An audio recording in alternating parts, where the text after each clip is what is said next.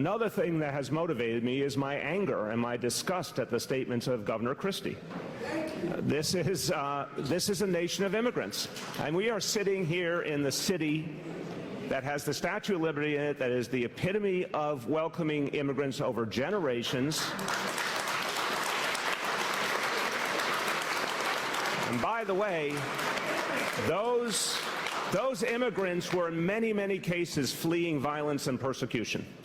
This is not a new reality in human history. And I'm certain some of those immigrants were Governor Christie's forebears.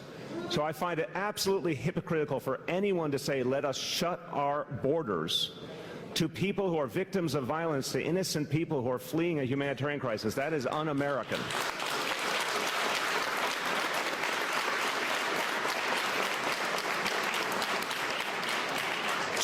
Two other points on this. In 1938, we'll get to the background of this. In 1938, there was a poll, very important year in world history. There was a poll of Americans on whether they would be willing to accept more Jews fleeing persecution in Europe. 2/3 said no.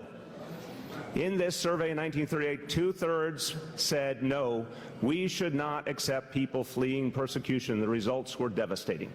We are not going to make that mistake in our time. And voices of intolerance and voices of division are not going to cause us to do something that's against our very values. And finally, and allow me to be blunt and graphic, I'd like to know what Governor Christie says about this.